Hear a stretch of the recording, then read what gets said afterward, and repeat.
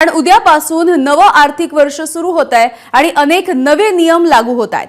Railway, आयकर कायदा, pan, आधार, परदेशातला प्रवास अशा अनेक क्षेत्रामध्ये हे बदल होणार आहेत आणि आयकर कायद्यामधल्या बदलांमुळे नोकरदारांसाठी होणारे हे बदल सुखावह आहेत. हे बदल नेमके काय असतील जाणून घेऊया.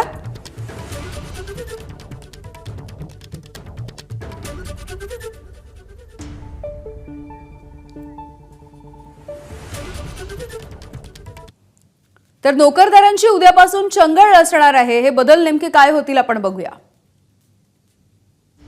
नव्या सॅलरी स्लिपमध्ये बेसिक पे अर्थात मूळ वेतन हे वेतनाच्या 50% राहील.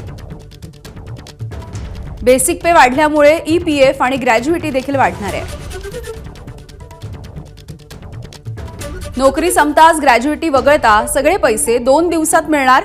सध्या 30 ते 90 दिवसांची मुदत आहे.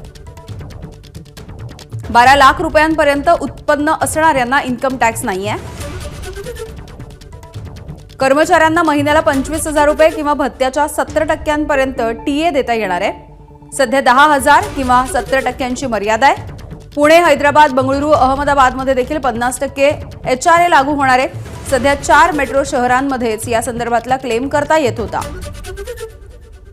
कंपनीकडून पुरवल्या जाणाऱ्या कर्मचाऱ्यांच्या कार, बसवरती 1,800 किंवा 2,400 रुपयाच्या ऐवजी कर्मचाऱ्यांना मिळणाऱ्या 15,000 रुपयांपर्यंतच्या जेवणाच्या कुपन सोबत गिफ्ट कार्ड, गिफ्ट सर्टिफिकेट देखील करमुक्त असेल. इन्कम टॅक्स भरणाऱ्यांसाठी फॉर्म 16 आणि 16A च्या ऐवजी फॉर्म 130 आणि 131 लागू केला जाणार आहे. इन्कम टॅक्स रिटर्न सुधारण्यासाठी 9 ऐवजी 12 महिन्यांची मुदत असेल. मात्र 9व्या महिन्याच्या नंतर फी लागणार आहे.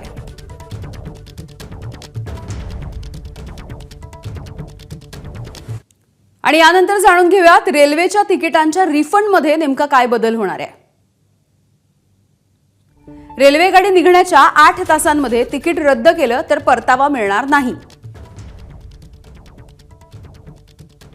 रेल्वे तिकीट गाडी निघण्याच्या 8 ते 24 तासांपूर्वी रद्द केलं तर 50% परतावा मिळू शकतो. रेल्वे तिकीट हे गाडी निघण्याच्या 24 ते 72 तासांपूर्वी रद्द केलं तर 25% कपात केली जाऊ शकते. गाडी निघण्याच्या 72 तास आधी तिकीट रद्द केलं तर फक्त चार्जेस जे असतात ते लागतील. तर रेल्वे तिकिटाच्या संदर्भातले उद्यापासून हे नवे नियम लागू होत आहेत.